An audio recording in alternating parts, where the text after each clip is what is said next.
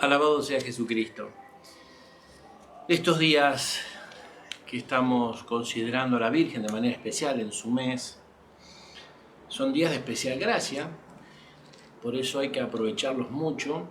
Estamos en el segundo día de la novena de la Virgen de Fátima. Ayer consideramos, por ejemplo, este gran misterio de la Virgen, María, Madre de Dios, llena de gracia, decíamos gracia plena, que nos introducía, dejábamos dicho así, al otro misterio, la Inmaculada Concepción, que es otro privilegio que Dios le ha dado a la Virgen, esta excelsa dignidad también de la que hablábamos, en virtud, decimos, de los méritos de Cristo. O para decirlo simplemente, iba a concebir al Hijo de Dios, tenía que ser un seno especialmente preparado para semejante realidad. Entonces, esto siempre lo creyó la Iglesia, pero el dogma se formula el 8 de diciembre de 1854. El Papa Pío IX es el que hace decir esto en el documento, de la bula de cuando se proclama el dogma.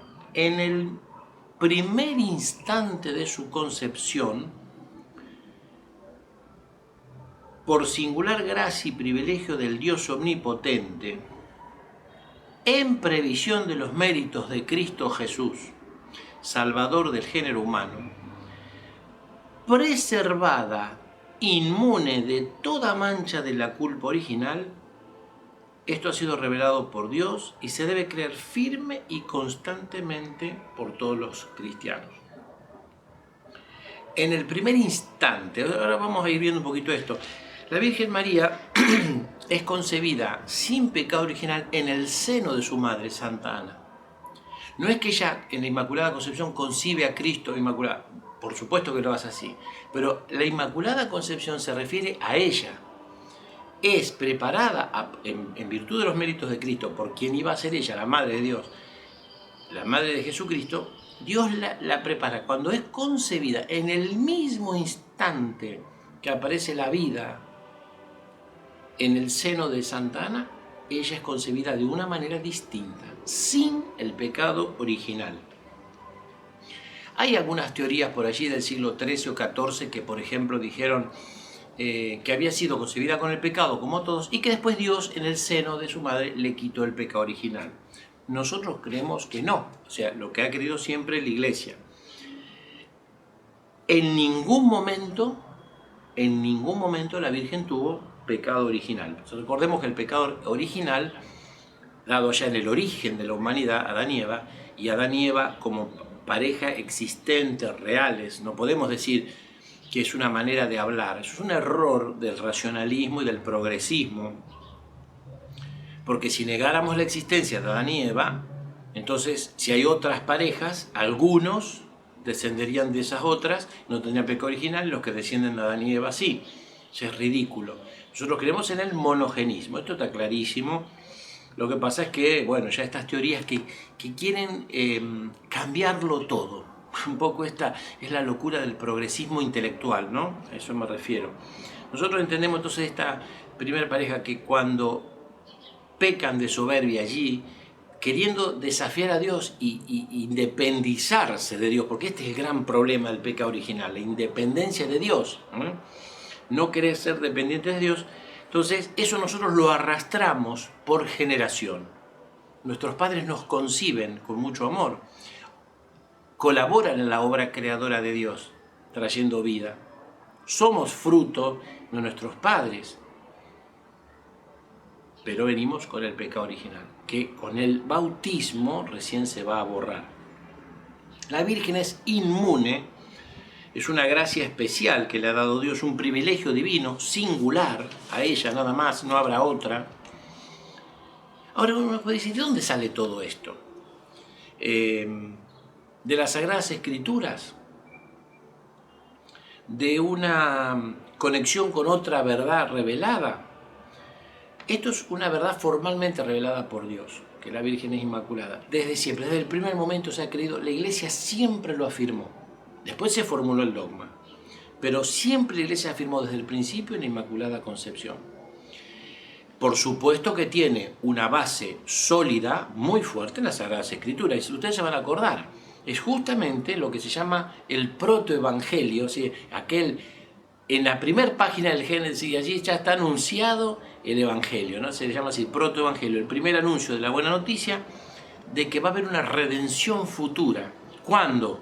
Cuando peca Adán y Eva. Entonces le dice Dios, pondré enemistad entre ti y la mujer, le dice a la serpiente y a la mujer, ¿no? Entre tu descendencia y la suya. Descendencia aquí no se entiende solamente nosotros que descendemos de Adán y Eva, sino está hablando, y esto es maravilloso porque habla en un sentido cristológico y mariológico, es decir, desde Cristo y de María. ¿Qué significa eso? Que habrá una enemistad total y eterna contra el demonio, contra el diablo. Esto es clarísimo. Dios y la Virgen, Cristo y María Santísima, siempre en contra del plan, enemigos, en enemistad total con el plan del demonio. Eva trajo la ruina del género humano, decimos, y la nueva Eva, María, así también llamada, está asociada a Cristo Redentor. Entonces, consigue una victoria absoluta, sin excepción contra el mal, que es el pecado en definitiva. Fíjense qué importante la Virgen Santísima, como madre, la Virgen nos ayuda constantemente, ¿no? Cuidando, pero porque es claro esto, como está asociada al misterio redentor de Cristo, hay una enemistad con el demonio y el mal. Entonces, ella es sede de todas las gracias divinas. Está adornada, podemos decir, con todos los carismas del Espíritu Santo. Decimos mucho, estamos diciendo mucho. Jamás estuvo bajo el poder del mal o el dominio del demonio, que nos pasa a nosotros cuando estamos en pecado, porque tenemos esa posibilidad de usar mal nuestra libertad, que ese es el pecado.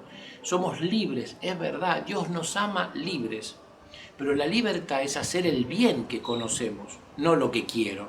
Es libre, hace lo que quiere, no. Hago porque quiero este bien que yo sé que es el camino que Dios me plantea. Y recibe aquella bendición maravillosa. Todos nos acordamos cuando visita a su prima con tanto cariño, le dice su prima Isabel, bendita tú eres entre todas las mujeres, bendito es el fruto de tu vientre. Bendita entre todas las mujeres, ¿no? Ahí está.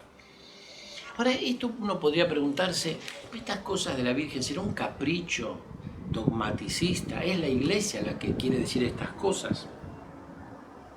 La Iglesia tiene total autoridad para definir, pero siempre, y esto es muy bueno, me gusta decirlo porque es así, siempre cuando la Iglesia ejerce su autoridad, lo hace con razones, no caprichosamente.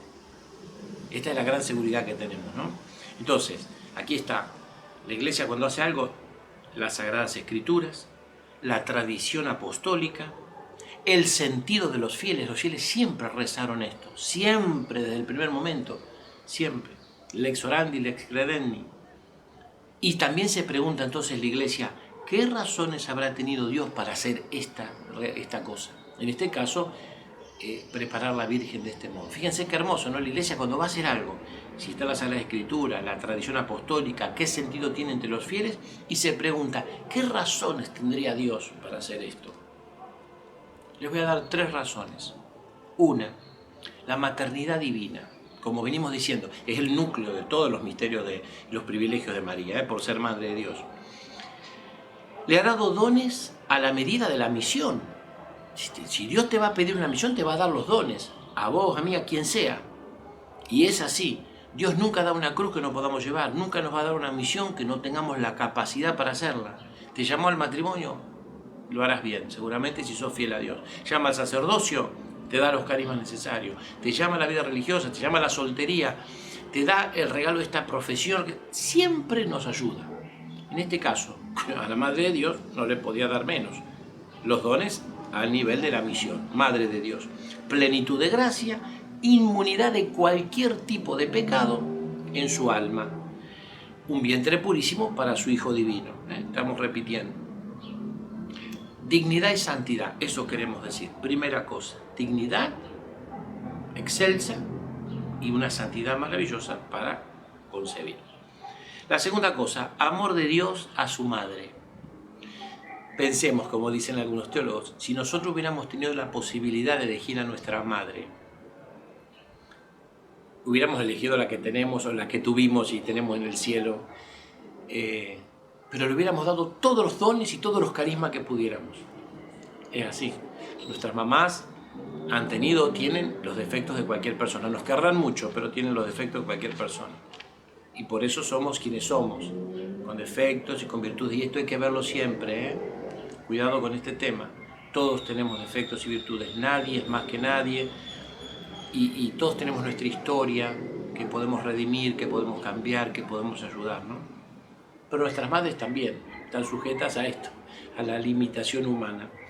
Pero nosotros, si la hubiéramos elegido nosotros, hubiéramos sido dueños de esta situación, le hubiéramos dado todos los dones y todos los carismas para que sean lo mejor. Y así ha hecho Dios. Así ha hecho Dios con María. Llamó a este ser y le dio todo. Le dio todos los dones y los carismas. Cristo entonces a la Virgen le da un cúmulo de gracias, o revistió, podemos decir, a la Virgen María con todos estos dones, culminando esto en la Asunción de María.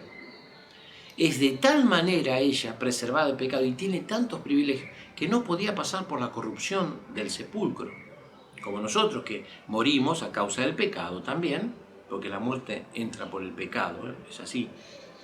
Si no hubiéramos vivido distintos, el plan de Dios era otra, hubiéramos muerto seguramente sin el dolor que vivimos hoy con la muerte.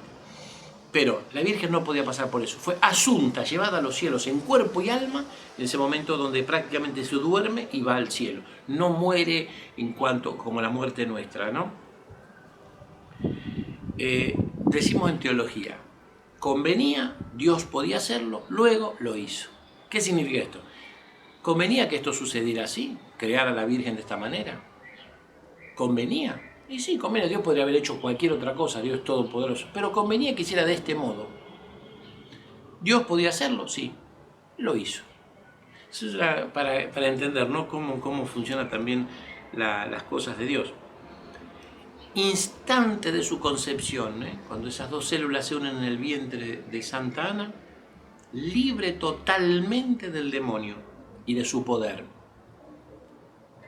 Maravilloso esto, ¿no? Esto digo estas cosas para que recurramos a María con tanta confianza. Hermosa, sin igual, ¿no? Porque una persona, calculemos sin el pecado original, una pureza única, limpia, pura en cuerpo y alma. Y la tercera razón, habíamos dicho maternidad divina, amor de Dios a su madre, y la tercera razón, que para que María diera una respuesta libre, podemos decir, tenía que darle esa capacidad, ¿no es cierto?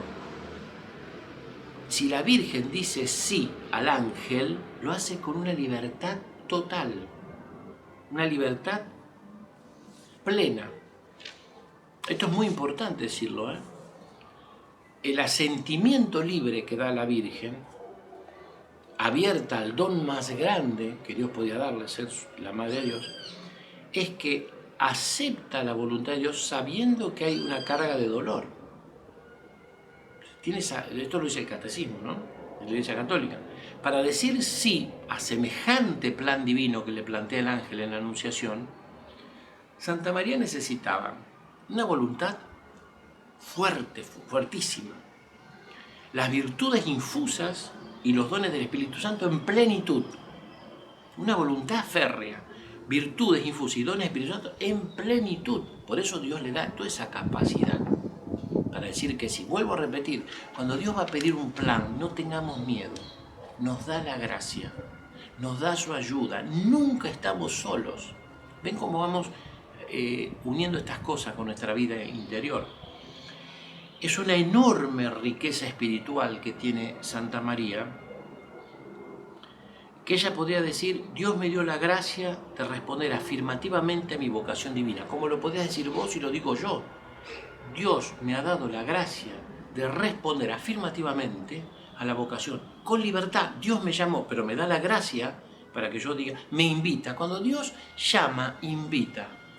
Que esto también es muy lindo decirlo, nos hace mucho bien porque nos da esa confianza que Dios no obliga a nada, me invita. Esto es muy bueno. Por lo tanto, en estos días especiales del mes de María, en el Santo Rosario vivimos todas estas realidades, consideramos todo esto que estamos diciendo. El Santo Rosario es una oración contemplativa. Venimos hablando también de la contemplación. Entonces, sin contemplación, decía el Papa Pablo VI, el rosario es un cuerpo sin alma. Sin contemplación. ¿Qué sería? Un rezo de repetición de fórmulas. En cambio, cuando uno contempla la escena y reza contemplando, con nuestras distracciones, con nuestros límites, pero nos metemos, porque somos seres humanos, pero nos metemos a hablar con Dios en eso, entonces ahí estamos contemplando el misterio, hablando con Dios. Dice Jesús, cuando oren, no sean charlatanes como los paganos. Creen ser escuchados por su locuacidad. Porque hablan. No es cuestión de hablar por hablar. El rosario exige un ritmo, que es a veces lo que nos asusta un poco o nos hace titubear. Es un ritmo tranquilo, sereno, porque es una oración litánica, repetitiva. Tiene un ritmo. No puede ser tremendamente lento ni exageradamente ágil. Tiene un ritmo, cada uno tiene que llegar, esa es la contemplación, llegar a masticar la oración. Pensar, meterse, tocar el misterio, un poquito ahí vamos, ¿no? Contemplar el rosario podría entonces ser, en la línea de lo que vimos diciendo, recordar con María, hacer memoria. Memoria en la Biblia se sacar, se dice, en sentido bíblico, es actualizar los acontecimientos. En la Biblia no es una cuestión histórica pasada y se acabó. Todo lo que enseña la Sagrada Escritura tiene el hoy. Aquella cosa histórica tiene el hoy. El acontecimiento se hace hoy, un hoy de salvación. Qué distinto es la manera de pensar, ¿no? Cuando hablamos desde la fe. Especialmente nosotros recordamos de esta manera, haciendo el hoy de aquella situación en la liturgia. Por eso la misa es clave para la vida nuestra, ¿no? Especialmente la liturgia de la misa tiene esto, el acontecer del pasado, por gracia divina, actúa hoy. Eso es lo que hacemos, reactualizamos el Calvario, hacemos memoria del amor. La gracia, podríamos decir, que nos alcanzó la salvación, la hacemos presente hoy en los misterios de la muerte y resurrección. Por eso la liturgia es el ejercicio del sacerdocio de Cristo, es el culto público, cumbre de toda la actividad de la Iglesia, la fuente de toda la fuerza que tiene nuestra fe. Pensemos lo que estamos diciendo, de la liturgia de la Santa Misa. Entonces, este orar en común es el culmen, pero también tenemos que hacerlo personalmente. Por eso el Santo Rosario es una oración que nos permite, que lo podemos hacer también en común, en nuestra familia, con amigos, con quien sea, pero con nuestra comunidad, pero es oración personal también. Orar, lo importante es comunitariamente o personalmente, siempre orar sin interrupción. Esto es lo importante. Entonces, rosario tiene que ser una oración incesante, como dice el documento del Papa. La liturgia es una acción salvífica por excelencia. El rosario, entonces, contemplación saludable. Fíjense lo que vamos diciendo, ¿no? Y meditando la vida de Cristo, porque vamos meditando los misterios uno a uno, la liturgia que nos actualiza esos misterios, ahí vamos asimilando y forjando en nosotros la vida de Jesús.